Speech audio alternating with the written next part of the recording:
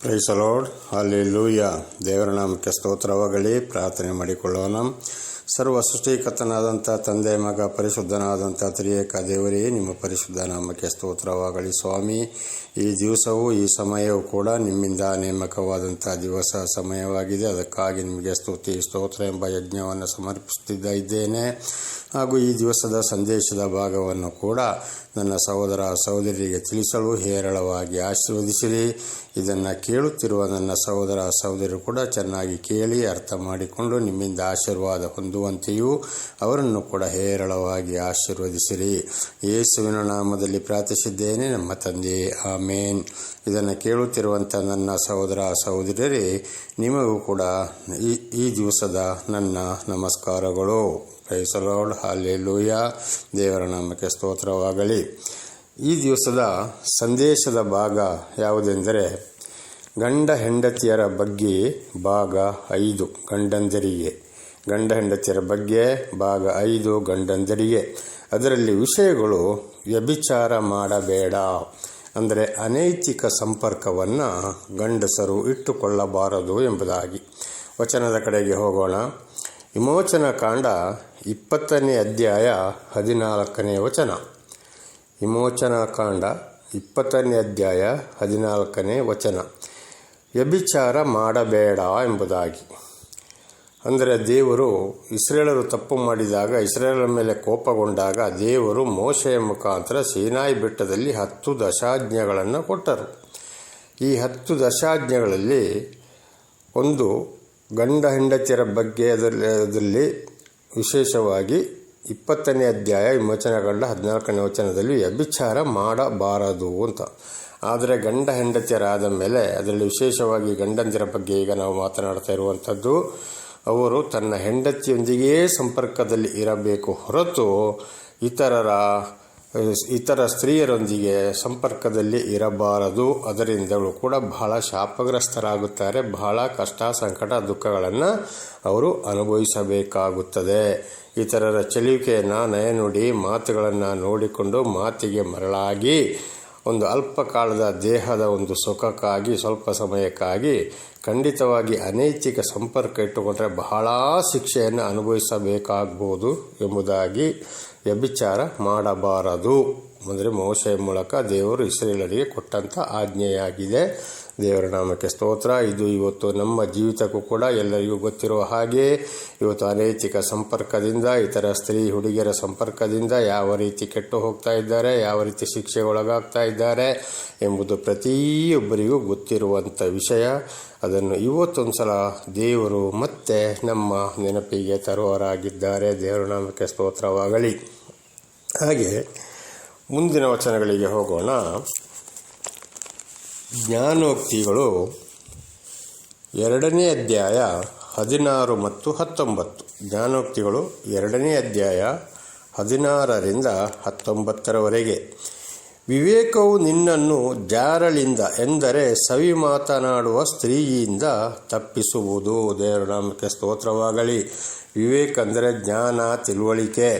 ಈ ದೇವರ ವಾಕ್ಯವು ನಮಗೆ ಏನು ತಿಳಿಸುತ್ತದೋ ನಾವು ಖಂಡಿತವಾಗಿ ಅದಕ್ಕೆ ನಾವು ವಿಧೇಯರಾಗಿ ಜೀವಿಸಿದರೆ, ಆ ದೇವರ ಮಾತಿಗೆ ನಾವು ಗೌರವ ಕೊಡುವುದಾದರೆ, ಮುಂದೆ ನಮಗೆ ಬರುವಂಥ ಕಷ್ಟ ಸಂಕಟಗಳನ್ನು ತಿಳಿದುಕೊಂಡು ನಾವು ಜ್ಞಾನವಂತರಾದರೆ, ಇವತ್ತು ಸವಿ ಮಾತಾಡುವ ಪರಸ್ತ್ರೀಯಿಂದ ತಪ್ಪಿಸುವುದು ಎಂಬುದಾಗಿ ನಮ್ಮ ಜ್ಞಾನವು ನಮ್ಮಲ್ಲಿ ನಾವು ಇಟ್ಟುಕೊಂಡ್ರೆ, ತಿಳುವಳಿಕೆಯನ್ನು ಇಟ್ಟುಕೊಂಡ್ರೆ ಜಾಗೃತರಾಗುವುದಾದರೆ, ಸವಿ ಮಾತನಾಡುವ ಸ್ತ್ರೀಯಿಂದ ತಪ್ಪಿಸುವುದಂದರೆ ಇವತ್ತು ಅನೇಕ ಸ್ತ್ರೀಯರು ಏನು ಮಾಡ್ತಾ ಇದ್ದಾರೆ, ಇಂಥ ಲೈಂಗಿಕ ಸಂಪರ್ಕವಾದ ಆಸೆಪಡೋರು, ಅದರಲ್ಲಿ ತೊಡಗಿಕೊಳ್ಳುವವರು ಖಂಡಿತವಾಗಿ ಇತರ ಗಂಡಸರನ್ನು ಅಥವಾ ಯವನಸ್ಥ ಹುಡುಗರನ್ನು ಒಲಿಸಿಕೊಳ್ಳುವುದಕ್ಕಾಗಿ ಬಹಳ ನೈಸಾಗಿ ಮಾತನಾಡ್ತಾರೆ. ಅವರನ್ನು ಸೆಳೆಯುವುದಕ್ಕೋಸ್ಕರ ಬಹಳ ನೈಸ್ ಅಂದರೆ ಬಹಳ ಅಚ್ಚುಮೆಚ್ಚಿನವಾಗಿ ಪ್ರೀತಿಯಿಂದ ನಗುತ್ತಾ ಮಾತನಾಡುವವರಾಗಿದ್ದಾರೆ. ಅನೇಕ ಕಡೆ ನಾವು ನೋಡ್ತಾ ಇದ್ದೇವೆ, ಇದನ್ನು ಗಮನಿಸಿದ್ದೇವೆ, ಈಗಲೂ ಕಾಣ್ತಲೇ ಇದ್ದೇವೆ, ಗಮನಿಸ್ತಾ ಇದ್ದೇವೆ. ಅವರು ನಯ ಮಾತುಗಳಿಂದ ಈ ಪುರುಷರನ್ನು ಅಥವಾ ಯವನಸ್ಥ ಹುಡುಗರನ್ನು ಸೆಳೆದುಕೊಳ್ಳುವುದಕ್ಕಾಗಿ ಸವಿ ಮಾತನಾಡ್ತಾರೆ, ಬಹಳ ನಗುಮುಖದಿಂದ ಮಾತನಾಡ್ತಾರೆ, ಬಹಳ ಒಂಥರ ಬಹಳ ಪ್ರೀತಿಯಿಂದ, ಅಂದರೆ ಸಂಪೂರ್ಣ ಗಂಡ ಹೆಂಡತಿಯರಿಗಿಂತಲೂ ಜಾಸ್ತಿ ಹೆಂಡತಿಯರಾದರೂ ಅಷ್ಟೊಂದು ಸವಿ ಮಾತನಾಡುವುದಿಲ್ಲ, ಅಂಥ ಲವಲವಿಕೆಯಲ್ಲಿ ಇರುವುದಿಲ್ಲ. ಅವರಿಗಿಂತಲೂ ಬಹಳ ಒಂದು ನೈಸಾಗಿ ಮಾತನಾಡುವವರಾಗಿದ್ದಾರೆ. ಅಂದರೆ ಈ ಗಂಡಸರನ್ನು ಯವನಸ್ಥ ಹುಡುಗರನ್ನು ಉಳಿಸಿಕೊಳ್ಳುವುದಕ್ಕಾಗಿ ದೇವರ ವಾಕ್ಯ ನಮ್ಮಲ್ಲಿದ್ದರೆ, ಸಂಪೂರ್ಣವಾಗಿ ತಿಳಿದುಕೊಂಡರೆ, ನಾವು ಜಾಗೃತರಾಗುವುದಾದರೆ, ತಿಳುವಳಿಕೆ ಯಾವುದಾದರೆ, ಆಗ ಆ ದೇವರ ವಾಕ್ಯವು ನಮ್ಮನ್ನು ಅವರಿಂದ ತಪ್ಪಿಸಿಕೊಳ್ಳುತ್ತದೆ. ಹೀಗಿರುವಾಗ ಸಂಪೂರ್ಣವಾಗಿ ದೇವರ ವಾಕ್ಯಕ್ಕೆ ನಾವು ಒಳಗಾಗಬೇಕಾಗ್ತದೆ. ಇಲ್ಲದಿದ್ದರೆ ಶಿಕ್ಷೆಯಿಂದ ತಪ್ಪಿಸಿಕೊಳ್ಳಲು ಸಾಧ್ಯವಿಲ್ಲ. 17ನೇ ವಚನ. ಅವಳು ತನ್ನ ಯೌವನ ಕಾಲದ ಕಾಂತರನ್ನು ತ್ಯಜಿಸಿ ತನ್ನ ದೇವರ ಮುಂದೆ ಮಾಡಿಕೊಂಡ ಒಡಂಬಡಿಕೆಯನ್ನು ಮರೆತು ಬಿಟ್ಟಿದ್ದಾಳಷ್ಟೇ. ಒಂದು ವೇಳೆ ಅವಳು ಮದುವೆ ಆಗಿದ್ದರೂ ಕೂಡ ಖಂಡಿತವಾಗಿ ಏನು ಮಾಡ್ತಾರೆ, ಅವರು ಮದುವೆ ಸಮಯದಲ್ಲಿ ನೀನೇ ನನ್ನ ಗಂಡ, ನಾನು ನಿನ್ನನ್ನು ಬಿಡುವುದಿಲ್ಲ ಎಂಬುದಾಗಿ ಒಡಂಬಡಿಕೆಯನ್ನು ಮಾಡಿಕೊಳ್ಳುವವರಾಗಿದ್ದಾರೆ. ಇದಕ್ಕೆ ದೇವರು ಕೂಡ ಸಾಕ್ಷಿಯಾಗಿದ್ದಾರೆ. ಇದು ಮಲಾಕಿ ಗ್ರಂಥದಲ್ಲಿ ಕೂಡ ಈ ವಿಷಯಗಳು ಬರೆಯಲ್ಪಟ್ಟಿವೆ. ಆವಾಗ ಅದನ್ನು ಮರೆತು ಈ ಕೆಲವು ಸ್ತ್ರೀಯರು ಏನು ಮಾಡ್ತಾ ಇದ್ದಾರೆ, ಇವತ್ತು ಗಂಡಸರನ್ನು ಅಥವಾ ಯವನಸ್ಥ ಹುಡುಗರನ್ನು ವಂಚಿಸಿ ನಾನಾ ರೀತಿಯಲ್ಲಿ ಸಂಪಾದನೆ ಮಾಡೋರಾಗಿದ್ದಾರೆ. ನಾನು ನನ್ನ ಗಂಡನಿಗೆ ಮೋಸ ಮಾಡಬಾರದು, ಅಥವಾ ನಾನು ಯೌವನ ಕಾಲದ ಹುಡುಗಿ, ನಾನು ನಾನು ಒಳಗಾಗಬಾರದು ಎಂಬುದಾಗಿ ಆ ಯೋಚನೆ ಅವರಲ್ಲಿ ಇರುವುದಿಲ್ಲ. ಅವರು ನಾನಾ ರೀತಿಯಲ್ಲಿ ಈ ಗಂಡಸರನ್ನು, ಯೌವನ ಕಾಲದ ಹುಡುಗರನ್ನು ವಂಚಿಸಿ ಹಣ ಸಂಪಾದನೆ ಮಾಡಿ, ಅವ್ರಿಗೆ ಏನಾದರೂ ತೊಂದರೆ ಇಲ್ಲ, ನಾನು ಹಣ ಸಂಪಾದನೆ ಮಾಡಬೇಕು ಎಂಬ ಒಂದೇ ಒಂದು ಯೋಚನೆಯಿಂದ ಗಂಡಂದರಿದ್ದರೂ ಕೂಡ ಗಂಡಂದರನ್ನು ಮರೆತು ಇಂಥ ಕೆಟ್ಟ ಕೆಲಸಕ್ಕೆ ಹೋಗುವಳಾಗಿದ್ದಾಳೆ. ಆದ್ದರಿಂದ ಬಹಳ ಎಚ್ಚರವಿರಬೇಕು ನನ್ನ ಸಹೋದರರೇ. 18ನೇ ವಚನಕ್ಕೆ ಹೋಗೋಣ. ಅವಳ ಮನೆಯೇ ಪಾತಾಳಕ್ಕೆ ಇಳಿಯುವ ದಾರಿ, ಅವಳ ಮಾರ್ಗಗಳು ಪ್ರೇತ ಲೋಕಕ್ಕೆ ಹೋಗುತ್ತವೆ. ಒಂದು ವೇಳೆ ಅವಳು ಹೀಗೆ ಸಂಪಾದನೆ ಮಾಡಿ ಮಾಡಿ ಮಾಡಿ ಮಾಡಿ ಎಷ್ಟೋ ಸಂಪಾದನೆ ಮಾಡಬಹುದು, ಒಂದು ಸಲ ಬಹಳ ಉನ್ನತ ಮಟ್ಟಕ್ಕೆ ಅದು ತೆಗೆದುಕೊಂಡು ಹೋಗಬಹುದು, ಭಾಳ ಸಂತೋಷವಾಗಬಹುದು ಅವಳಿಗೆ. ಆದರೆ ಅದು ಮತ್ತೆ ಒಂದು ದಿವಸ ದೇವರು ಅದಕ್ಕೆ ಇಟ್ಟಿದ್ದಾನೆ. ಸಂಪೂರ್ಣವಾಗಿ ಸರ್ವನಾಶ ಆಗ್ತೇನೆ ನಾನು, ಅಥವಾ ನನ್ನ ಮಕ್ಕಳು ಹಾಳಾಗ್ತಾರೆ, ನಾನು ನಾನಾ ರೀತಿಯ ಶಿಕ್ಷೆಯಿಂದ ನಾನು ಬರಬೇಕಾಗುತ್ತದೆ ಎಂಬುದಾಗಿ ಅವಳಿಗೆ ಗೊತ್ತೇ ಇರುವುದಿಲ್ಲ. ಸರ್ವನಾಶವಾಗಿ ಅವಳು ಪಾತಾಳಕ್ಕೆ ಹೋಗುವಳಾಗಿದ್ದಾಳೆ. ಆಗ ಅವಳೊಂದಿಗೆ ಕೂಡ ಅನೈತಿಕ ಸಂಪರ್ಕದಲ್ಲಿ ಇರುವಂಥ ಅಥವಾ ಅದಕ್ಕೆ ಹೋದಂಥ ಅವರ ಸವಾಸ ಮಾಡಿದಂಥ ಯೌವನಸ್ಥ ಹುಡುಗರು ಅಥವಾ ಗಂಡಸರು ಕೂಡ ಕಡೆಗೆ ಅದೇ ಶಿಕ್ಷೆಯನ್ನು ಅನುಭವಿಸಬೇಕಾಗುತ್ತದೆ. ಹಾಗೆ ಅವಳ ಮನೆಯೇ ಪಾತಾಳಕ್ಕೆ ಇಳಿಯುವ ದಾರಿ. ಆಗ ಅವಳೊಂದಿಗೆ ಸಂಪರ್ಕ ಇಟ್ಟುಕೊಂಡವರು ಕೂಡ ಖಂಡಿತವಾಗಿ ನರಕಕ್ಕೆ ಹೋಗ್ತಾರೆ, ಇದ್ದಿದ್ದನ್ನೆಲ್ಲ ಕಳ್ಕೊಳ್ಬೇಕಾಗ್ತದೆ. ಅವಳ ಮಾರ್ಗಗಳು ಪ್ರೇತ ಲೋಕಕ್ಕೆ ಹೋಗುತ್ತವೆ, ಅಂದರೆ ನರಕಕ್ಕೆ ಅವರು ಗುರಿಯಾಗುತ್ತಾರೆ. ಯಾರು ಈ ಅನೈತಿಕ ಸಂಪರ್ಕದಲ್ಲಿ ತೊಡಗಿಕೊಳ್ತಾರೋ, ಹುಡುಗಿಯರಾಗಲಿ ಸ್ತ್ರೀಯರಾಗಲಿ, ಅವರೊಂದಿಗೆ ಸಂಪರ್ಕವನ್ನು ಬೆಳೆಸ್ತಾರೋ, ಯವನಸ್ಥ ಹುಡುಗರಾಗಲಿ ಇವತ್ತು ಗಂಡಸರಾಗಲಿ, ಅವರು ಕೂಡ ನರಕವೆಂಬ ತೀರ್ಪನ್ನು ಅನುಭವಿಸುತ್ತಾರೆ. ಈ ಲೋಕದಲ್ಲಿ ಹೊಡೆದಾಟ ಆಗ್ಬೋದು, ಪೆಟ್ಟಾಗ್ಬೋದು, ಗುಟ್ಟಾಗ್ಬೋದು, ಕೈಕಾಲು ಮುರಿಸಿಕೊಳ್ಬೋದು, ಕೊಲೆ ಆಗ್ಬೋದು, ಇತರನ್ನು ಕೊಲೆ ಮಾಡ್ಬೋದು, ಜೈಲಿಗೂ ಹೋಗ್ಬೋದು, ಸಾವು ಆಗ್ಬೋದು. ಕಾರಣ ಅನೈತಿಕ ಸಂಪರ್ಕ. ಆದ್ದರಿಂದ ಯೌವನಸ್ಥ ಹುಡುಗರೇ ಮತ್ತು ಗಂಡಸರೇ, ಪುರುಷರೇ ಬಹಳ ಎಚ್ಚರವಾಗಿದ್ದು ಅಂಥ ವಿಷಯಕ್ಕೆ ಹೋಗಬಾರದು. ತನ್ನ ಸ್ವಂತ ಹೆಂಡತಿಯೊಂದಿಗೆ ನಾವು ಸಂಪರ್ಕದಲ್ಲಿ ಇರಬೇಕು. ಒಂದು ವೇಳೆ ಹೆಂಡತಿಯರು ಕಪ್ಪಿರ್ಬೋದು, ಕೆಂಪಿರ್ಬೋದು, ಉದ್ದ ಇರ್ಬೋದು, ಅಥವಾ ಗಿಡ್ಡವಾಗಿರ್ಬೋದು, ಅಥವಾ ಲಕ್ಷಣಗಳು ಇಲ್ಲದಿರ್ಬೋದು, ಹಿರಿಯರ ಸಮ್ಮುಖದಲ್ಲಿ ಅಥವಾ ಏನೋ ಒಂದು ಯೌವನ ಪ್ರಾಯದಲ್ಲಿ ನಾವು ಸ್ವಂತ ಹೆಂಡತಿಗಳನ್ನು ಮಾಡಿಕೊಂಡವರು ಇರ್ಬೋದು. ಆದರೆ ಅಂಥವರ ಜೊತೆಯಲ್ಲಿ ಮಾತ್ರ ಸಂಪರ್ಕ ಇರಬೇಕು ಹೊರತು ಅನೈತಿಕ ಸಂಪರ್ಕಕ್ಕೆ ಹೋದರೆ ಬಹಳ ಕಷ್ಟ, ಸಂಕಟ, ದುಃಖಗಳು ಅದು ಬಂದ ಮೇಲೆ ಅಯ್ಯೋ ಅಂತ ಹೇಳಿ ಪ್ರಯೋಜನ ಇಲ್ಲ. ಸಮಯವು ಕಳೆದು ಹೋಯಿತು. ಅದಕ್ಕಿಂತ ಮೊದಲೇ ದೇವರ ವಾಕ್ಯವನ್ನು ಅರಿತುಕೊಂಡು ಜ್ಞಾನವನ್ನು ತುಂಬಿಸಿ ತಿಳುವಳಿಕೆಯನ್ನು ನಾವು ಉಪಯೋಗಿಸಿಕೊಂಡು ಇಂಥವರಿಂದ ಯೌವನಸ್ಥ ಹುಡುಗರಾದವರು ಮತ್ತು ಪುರುಷರು ದೂರವಿರಬೇಕು. 19ನೇ ವಚನ. ಅವಳ ಬಳಿಗೆ ಹೋಗುವವರು ಯಾರು ಹಿಂದಿರುಗುವುದಿಲ್ಲ. ನೋಡಿ, ಸ್ವಲ್ಪ ದಿವಸ ಸವಿ ಮಾತನಾಡುವ ಪರಸ್ತ್ರೀ ಎಂಬುದಾಗಿ ನಾವು ಹಿಂದೆ ಓದಿಕೊಂಡಿದ್ದೇವೆ. ಈ ಪರಸ್ತ್ರೀ ಅವರ ವಂಚನದಿಂದ ಖಂಡಿತವಾಗಿಯೂ ಏನಾಗ್ತದೆ, ಕದ್ದ ನೀರು ಸಿಹಿ ಎಂಬುದಾಗಿ ಜ್ಞಾನೋಕ್ತಿ ಗ್ರಂಥದಲ್ಲಿ ಇನ್ನೊಂದು ವಾಕ್ಯ ಇದೆ. ಬಹಳ ಸಂತೋಷವಾಗಬಹುದು, ಸ್ವಲ್ಪ ಕಾಲದ ಸಮಯ ಸುಖ ಸಂತೋಷ, ಆದರೆ ಕಡೆಗೆ ಎಲ್ಲವನ್ನ ಕಳ್ಕೊಳ್ಬೇಕಾಗ್ತದೆ. ಅವಳಿಗಾಗಿ ಅವಳು ಸಂಪೂರ್ಣವಾಗಿ ಮರಳು ಮಾಡಿ ನಮ್ಮ ಹತ್ರ ಇದ್ದ ಹಣ, ಕಾಸು, ಆಸ್ತಿ ಪಾಸ್ತಿ ಎಲ್ಲವನ್ನ ಎಳೆದು ಬಿಡುತ್ತಾಳೆ. ಯಾವಾಗ ಇವನ ಕೈಯಿಂದ ಎಲ್ಲ ಖಾಲಿ ಆಯಿತು ಎಂಬುದಾಗಿ ಯೋಚನೆ ಬಂದಾಗ ಖಂಡಿತವಾಗಿ ಮತ್ತೆ ಅವನನ್ನು ಅವಳು ಏನು ಮಾಡ್ತಾಳೆ, ತ್ಯಜಿಸಿ ಬಿಡ್ತಾಳೆ. ಬಿಡ್ತಾಳೆ ಅಂತವರು ತ್ಯಜಿಸಿಬಿಡ್ತಾರೆ. ಆಮೇಲೆ ಇನ್ನೊಬ್ಬರನ್ನು ನೋಡಿಕೊಳ್ತಾರೆ. ಅಥವಾ ಇವರ ಸವಾಸ ಇದ್ದಾಗಲೂ ಇನ್ನು ಅನೇಕ ಮಂದಿಯರನ್ನು ಅದೇ ರೀತಿ ಇಟ್ಟುಕೊಳ್ತಾ ಇದ್ದಾರೆ. ಸಂಪೂರ್ಣ ಖಾಲಿ, ನಾನಾ ರೀತಿ ಕಾಯಿಲೆಗಳು, ಕಷ್ಟ, ಸಂಕಟ, ದುಃಖಗಳು ಈಗಾಗಲೇ ಹೇಳಿದಾಗೆ ಅಲ್ಲಿಗೆ ಇವರು ಹೋಗ್ತಾ ಇರ್ತಾರೆ ಅಥವಾ ಬೇರೆಯವರು ಬರ್ತಾ ಇರ್ತಾರೆ. ಕಡೆಗೆ ಅವರವರು ಜಗಳ, ಅವರವರು ಹೊಡೆದಾಟ, ಕೈ ಕಾಲು ಮುರ್ಕೊಳ್ಳೋದು, ಕೊಲೆ ಆಗುವಂಥದ್ದು, ಪೊಲೀಸ್ ಸ್ಟೇಷನ್ಗಳು, ಕೇಸುಗಳು, ಜೈಲುಗಳು, ನಾನಾ ಥರದ ನರಕ. ಆಗ ಇಲ್ಲಿ ತಮ್ಮ ಹೆಂಡತಿ, ಅಣ್ಣ, ತಮ್ಮದರು, ಬಂಧು ಬಳಗವು ಕೂಡ ಕೈಬಿಟ್ಟವರಾಗಿರ್ತಾರೆ. ಇಲ್ಲಿ ಈ ಶಿಕ್ಷೆಯು ಕೂಡ ಆಗ್ತದೆ. ಸಂಪೂರ್ಣ ಕಾಲಿಗೆ ಕಡೆಗೆ ಅಯ್ಯೋ ಅಯ್ಯೋ ಅಂತ ಹೇಳಿ ಪ್ರಯೋಜನವಿಲ್ಲ, ಸಮಯ ಕಳೆದು ಹೋಯಿತು. ಆದ್ದರಿಂದ ಬಹಳ ಎಚ್ಚರದಿಂದ ಜೀವಿಸಬೇಕಾಗುತ್ತದೆ. ಯಾವುದೇ ಕಾರಣಕ್ಕೂ ಅನೈತಿಕ ಸಂಪರ್ಕವನ್ನು ಇಟ್ಟುಕೊಳ್ಳಬಾರದು. ಬಹಳ ಅಪಾಯಕ್ಕೆ ಗುರಿಯಾಗಬೇಕಾಗುತ್ತದೆ. ಮುಂದಿನ ವಚನಕ್ಕೆ ಹೋಗೋಣ. ಜ್ಞಾನೋಕ್ತಿ 5ನೇ ಅಧ್ಯಾಯ 1-14. ಜ್ಞಾನೋಕ್ತಿ 5:1-14. ಕಂದ, ನನ್ನ ಜ್ಞಾನೋಪದೇಶವನ್ನು ಆಲಿಸು, ನನ್ನ ವಿವೇಕ ಬೋಧನೆಗೆ ಕಿವಿಕೊಡು. ಹೀಗಾದರೆ ನೀನು ಸ್ವಬುದ್ಧಿಯನ್ನು ಕೈಗೊಳ್ಳುವಿ, ನಿನ್ನ ತುಟಿಗಳು ತಿಳುವಳಿಕೆಯನ್ನು ಕಾಪಾಡು. ಇಲ್ಲಿ ಈ ವಚನಗಳನ್ನು ನಾವು ಗಮನಿಸುವಾಗ ದೇವರ ವಾಕ್ಯವು ನಮಗೆ ಜ್ಞಾನಿ ಸೊಲೊಮೋನನ ಮೂಲಕ ತಿಳಿಸಲ್ಪಡ್ತದೆ. ದೇವರ ವಾಕ್ಯಕ್ಕೆ ಕಿವಿಗೊಟ್ಟರೆ ನಾವು ಖಂಡಿತವಾಗಿ ಸ್ವಂತ ಬುದ್ಧಿಯಲ್ಲಿ, ಜ್ಞಾನದಲ್ಲಿ, ತಿಳುವಳಿಕೆಯಲ್ಲಿ ಒಳ್ಳೆಯ ರೀತಿಯಲ್ಲಿ ಜೀವಿಸಬಹುದು. ದೇವರ ಆಶೀರ್ವಾದವನ್ನು ಪಡೆದುಕೊಳ್ಳಬಹುದು. ಒಂದು ವೇಳೆ ಅದನ್ನು ನಾವು ತಳ್ಳಿಬಿಟ್ರೆ ನಾನಾ ಥರದ ಕಷ್ಟ, ಸಂಕಟ, ದುಃಖಗಳಿಗೆ, ಹಿಂಸೆಗಳಿಗೆ, ಶಿಕ್ಷೆಗಳಿಗೆ ನಾವು ಒಳಗಾಗಬೇಕಾಗ್ತದೆ ಎಂಬುದಾಗಿ. ಜಾರ ಸ್ತ್ರೀಯ ತುಟಿಗಳಲ್ಲಾದರೂ ಜೇನು ಗರೆಯುವುದು, ಅವಳ ಮಾತು ಎಣ್ಣೆಗಿಂತಲೂ ನಯವಾಗಿದೆ. ಇವತ್ತು ಜೇನು ಎಷ್ಟು ಒಂದು ಸಿಹಿಯಾಗಿದೆ, ಹಾಗೆ ಅವಳ ಮಾತುಗಳು ಬಹಳ ಸಿಹಿಯಾಗ್ತವೆ. ಅಂದರೆ ಅದರಲ್ಲಿ ಇರುವುದು ಬಹಳ ವಿಷ. ಅವಳ ಮಾತು ಎಣ್ಣೆಗಿಂತಲೂ ನಯವಾಗಿದೆ, ಅಷ್ಟು ನೈಸಾಗಿರ್ತಾರೆ. ಕಾರಣ ಅಂಥ ಗಂಡಸರಲ್ಲಿ, ಯವನಸ್ಥ ಹುಡುಗರಲ್ಲಿ ಅನೈತಿಕ ಸಂಪರ್ಕ ಅವರು ಇಟ್ಟುಕೊಳ್ಳಿ. ಯಾಕೆಂದರೆ ಅವರಲ್ಲಿ ಇರೋದನ್ನು ಸಂಪೂರ್ಣ ಎಳೆದುಕೊಳ್ಳುವುದಕ್ಕಾಗಿ ಬಹಳ ನೈಸಾಗಿರ್ತಾರೆ. ಎಚ್ಚರ. ಅವಳು ಕಡೆಯಲ್ಲಿ ವಿಷದಂತೆ ಕಹಿಯು, ಇಬ್ಬಾಯಿ ಕತ್ತಿಯಂತೆ ತೀಕ್ಷ್ಣವೂ ಆಗುವಳು.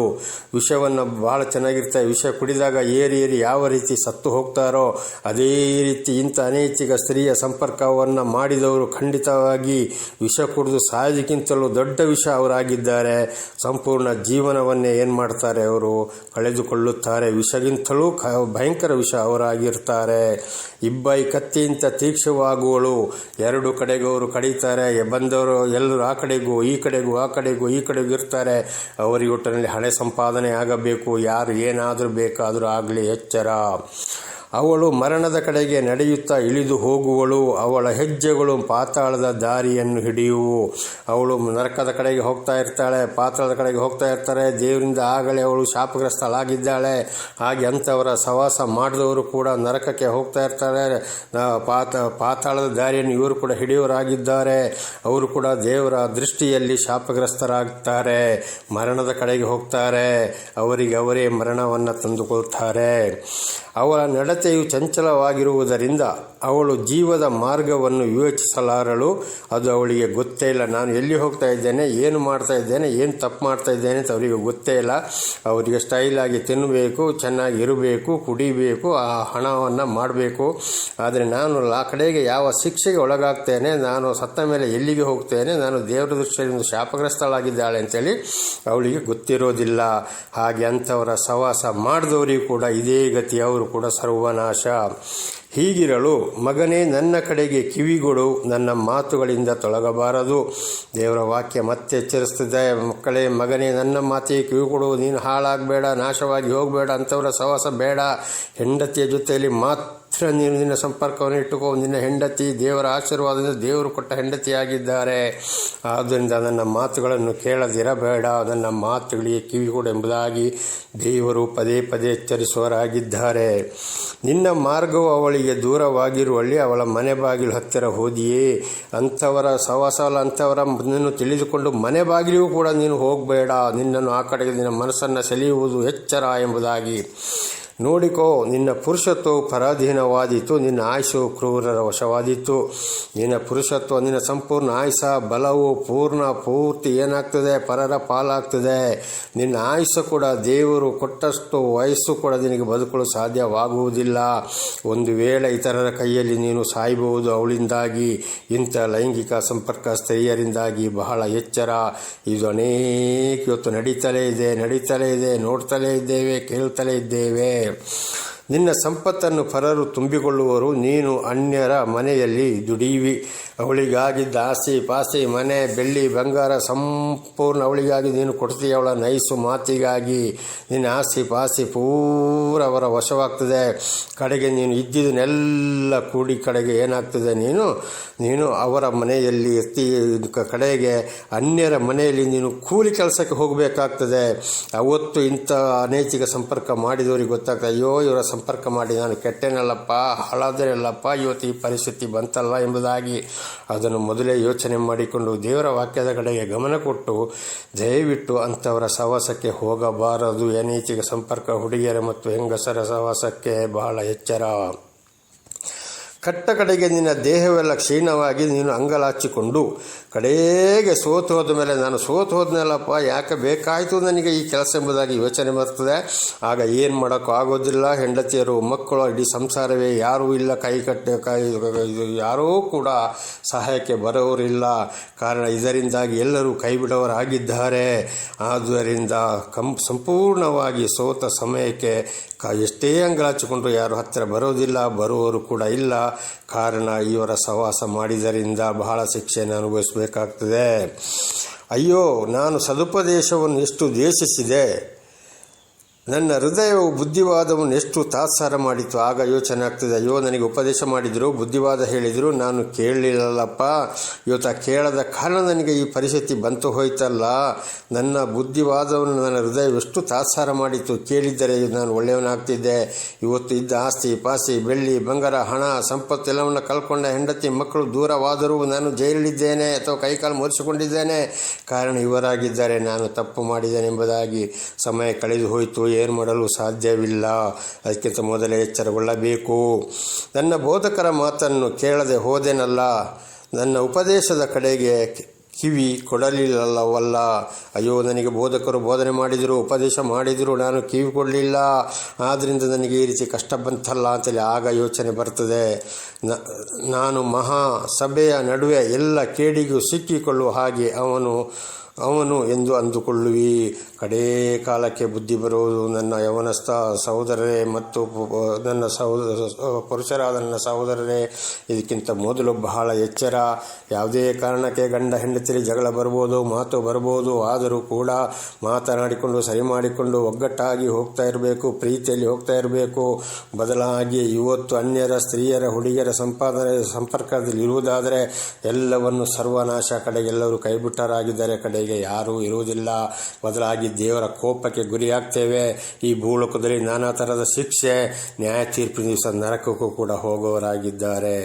ಆದ್ದರಿಂದ ಬಹಳ ಎಚ್ಚರ. ಅನೈತಿಕ ಸಂಪರ್ಕವೇ ಕೂಡದು. ಏನೇ ಆದರೂ ಹೆಂಡತಿಯೊಂದಿಗೆ ಇರಬೇಕು. ಪ್ರಾರ್ಥನೆ ಮಾಡಿಕೊಳ್ಳೋಣ. ಸರ್ವ ಸೃಷ್ಟಿಕರ್ತನಾದಂಥ ತಂದೆ, ಮಗ, ಪರಿಶುದ್ಧನಾದಂಥ ತ್ರಿಯೇಕ ದೇವರೇ, ನಿಮ್ಮ ಪರಿಶುದ್ಧ ನಾಮಕ್ಕೆ ಸ್ತೋತ್ರವಾಗಲಿ. ಈ ಒಂದು ಸಂದೇಶವನ್ನು ನನ್ನ ಸಹೋದರರಿಗೆ ಮತ್ತು ಯವನಸ್ಥ ಹುಡುಗರಿಗೆ ತಿಳಿಸಲು ನೀವು ಸಹಾಯ ಮಾಡಿದ್ದೀರಿ. ಅದಕ್ಕಾಗಿ ನಿಮಗೆ ಸ್ತೋತ್ರ ಸ್ವಾಮಿ. ಇದನ್ನು ಕೇಳಿದಂಥ ನನ್ನ ಯವನಸ್ಥ ಮತ್ತು ಪುರುಷರು, ಸಹೋದರರು ಇದನ್ನು ಚೆನ್ನಾಗಿ ಅರ್ಥ ಮಾಡಿಕೊಂಡು ನಿಮ್ಮಿಂದ ನಿಮ್ಮ ವಾಕ್ಯಕ್ಕೆ ವಿಧೇಯರಾಗಿ ಜೀವಿಸಿ ನಿಮ್ಮಿಂದ ಆಶೀರ್ವಾದ ಪಡೆದುಕೊಳ್ಳುವಂತಾಗಲಿ. ಅದಕ್ಕೆ ಮಾಡುವುದಕ್ಕಾಗಿ ನಿಮಗೆ ಸ್ತೋತ್ರ. ಯೇಸುವಿನ ನಾಮದಲ್ಲಿ ಪ್ರಾರ್ಥಿಸಿದ್ದೇನೆ ನಮ್ಮ ತಂದೆ, ಆಮೇನ್. ಇದನ್ನು ಕೇಳುತ್ತಿರುವಂಥ ನನ್ನ ಸಹೋದರರೇ, ನಿಮಗೂ ಕೂಡ ನನ್ನ ಧನ್ಯವಾದಗಳು.